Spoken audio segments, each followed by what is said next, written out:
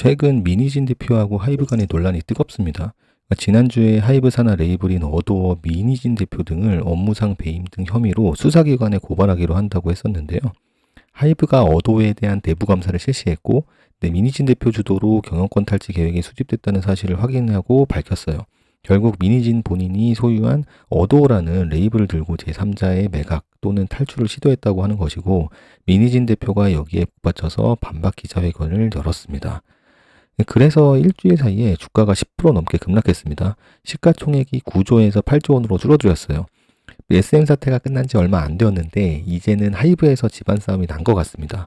참고로 YG가 시총이 8천억 원인데 이만큼 감소되었다고 보면은 매우 큰 금액이 없어진 거라고 보시면 되겠습니다. 발단의 계기는 하이브 측이 미니진 대표가 여러 가지 방법을 통해서 어도어 레이블을 매각한다는 카톡을 유포한 건데요. 카톡을 보면 A씨라는 재무 전문가가 조언을 해주고 여기에 대박 한마디를 미니진 대표가 붙인 건데 이 문자 메시지를 보고서 미니진 대표가 쿠데타를 일으켰다라고 이렇게 하이브가 주장을 하고 있어요. 대화 상대방은 대박이라고만 대답한 것 뿐인데 이것으로 증거가 있다고 합니다. 여기에 울분을 토해서 기자회견을 미니진 대표가 주도했습니다. 일단 하이브 레이블 구조를 좀 봐야 돼요. 요새 기획사들은 레이블 제도라는 하나의 사부처럼 운영을 하고 있습니다. 레이블 체제의 장점은 소규모 기획사들을 M&A 하거나 독립법인으로 키워서 각 레이블별 특화된 연예인들을 육성하는 데 있습니다. 하이브라는 본사는 재무, 인사, 총무, 전략 기능들을 지원하고 레이블 대표들은 이 안에서 열심히 작품 활동만 몰입하면 되니까 서로 윈윈입니다. 여기에 미니진하고 지코 같은 유명 프로듀서들이 각 레이블 대표로 있다고 보시면 돼요. 그 미니진 대표가 물론 어도어를 들고 나오려면은 20% 지분밖에 안 되기 때문에 타 FI 재무적 투자자들을 끌어들여야 됩니다. 근데 유상증자를 하려면 주주총회 승인이나 이사회 승인이 있어야 되는데 하이브에서 이미 민 대표를 이사회에서 해임시키려고 하고 있어요. 그러니까 이사회를 구성하는 이사의 선임은 주주총회에서 합니다. 때문에 미니진은 사실상 제3자를 끌어들일 만한 가능성이나 법적 힘이 없다고 보면 될 것 같아요. 따라서 미니진은 정면 돌파를 생각해낸 것으로 보고 있습니다.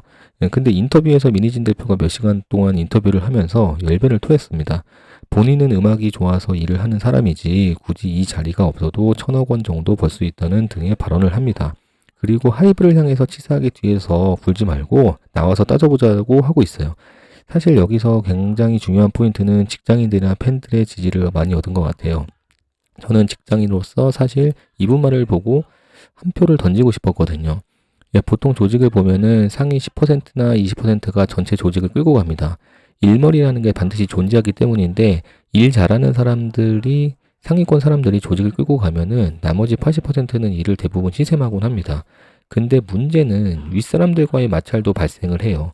윗상사는 아랫사람들이 더 잘 나가길 원하지 않고 말도 본인 말에 고분고분했으면 하는 바람이 있어요. 아마 미니진 방시혁이 바로 이 점이 안 맞았던 것 같습니다. 미니진 대표가 뉴진스를 잘 키워냈을 때 방시혁 이장이 매우 샘냈다고 하는 발언까지 하는 걸 봐서는 이런 싸움들은 사실 직장에서 수두룩하게 볼 수 있는 아주 흔한 경우입니다. 조직 생활을 하시는 분들은 크게 낯설지 않으셨다고 봐요. 근데 이 점 아시는지 모르겠습니다. 보통 이렇게 기업하고 개인이 싸우면은 대부분 대기업이 이긴다고 생각을 하시는데 정반대입니다. 개인이 회사를 상대로 언론이나 법적 처리를 한다고 하면은 회사는 매우 큰 리스크라고 생각하기 때문에 어떻게든 화해를 청하려고 해요. 제 주변에서도 회사를 상대로 소송을 하겠다고 맞선 사람들은 대부분 회사를 아주 잘 다니고 있습니다. 그만큼 회사는 언론의 레퓨테이션 데미지 입는 것이 매우 크다고 생각합니다. 망할 수도 있기 때문이죠. 즉 잃을 것이 더 많은 게 큰 조직이고요. 미니진 대표도 이 점을 잘 본 것으로 저는 보고 있습니다. 하이브는 매출 2조 원이 거의 다 돼가는 대형 기획사예요. 연평균 매출 성장률도 CAGR 한 10% 넘습니다. 그러니까 최소 10% 넘게 성장한다는 가정하에 다음 연도에는 3조 원 바라보는 것도 크게 어려운 일은 아닌 것 같아요. 그러니까 이렇게 수익이 잘 날 수밖에 없는 것은 공통비 절감이 가장 크다고 보입니다. 여러 하이브들을 모아서 본사 헤드쿼터에서 공통적으로 사용하는 연습실이나 사무실, 인사, 재무 등을 효율적으로 나눠 쓰고 있습니다. 그러니 계속 수익성이 13% 이상 나올 수밖에 없다고 저는 보여집니다. 포트폴리오도 매우 훌륭하고 BTS 개별 멤버들이 23년에 계속 활동을 했었는데도 불구하고 24년에는 또 제대를 하기 시작합니다. 이들이 제대를 하면은 지금 가장 수익성이 좋은 세븐틴이 하나둘씩 군대 입대하면서 그 공백을 메꿔줍니다. 여기에 뉴진스가 컴백을 하면은 2분기에 예정 중이고 르세라핌도 앨범 계획이 있고 해외 같은 경우는 아리아나 그란데 같은 유명 가수들이 공연까지 해서 계속 밀어붙이고 있어요. 즉 음원하고 공연 수익이 계속 증가 발생할 수밖에 없는 겁니다. 그 르세라핌, 그 아일릿 같은 경우는 4월 16일에 빌보드 핫 100에 진입했다는 소식이 있습니다. TWS도 국내 차트에서 상위권을 유지하고 있고요. 그리고 수익도 한국, 미국, 일본에서 매출이 수두룩 발전되고 있고, 그리고 거의 글로벌 회사처럼 수익이 나고 있습니다.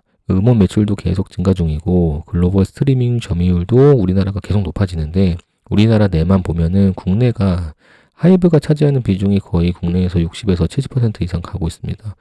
더군다나 그 하이브는 그 UMG라는 해외 음반 유통회사하고 10년간 장기 계약을 맺고 있어요.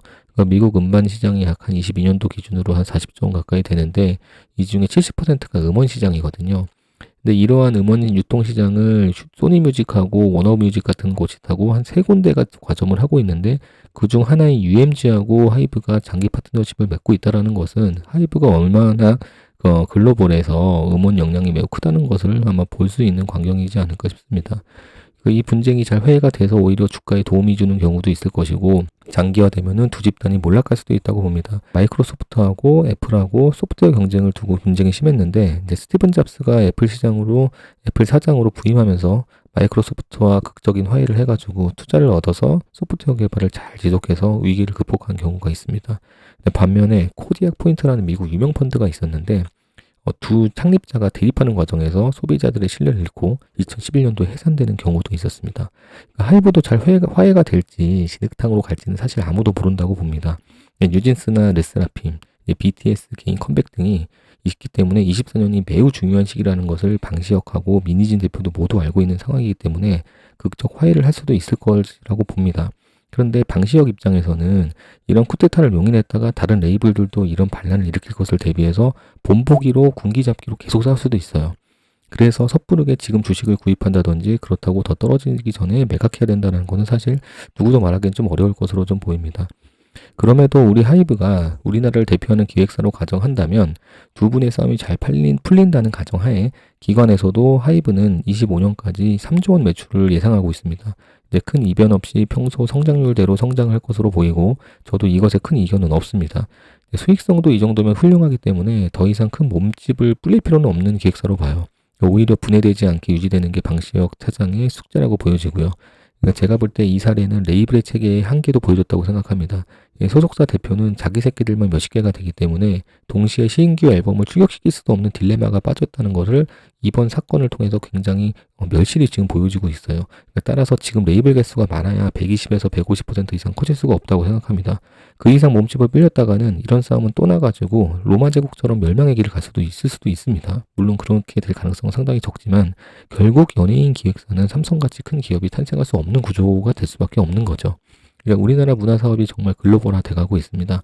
그러니까 저는 웨스턴 사람이 아시아 연예인들을 좋아한다는 것은 상상하기 어려웠어요. 아주 잘 돼가고 있는 상황이고 과도기적 시점으로 보이는데 두 사람의 분쟁이 우리나라 문화 사업에 큰 영향을 주지 않고 잘 마무리가 되었으면 좋겠습니다. 환절기 건강 조심하시고 다음 시간에 더 좋은 정보로 찾아뵙겠습니다. 구독, 좋아요, 알림 설정 부탁드립니다. 고맙습니다.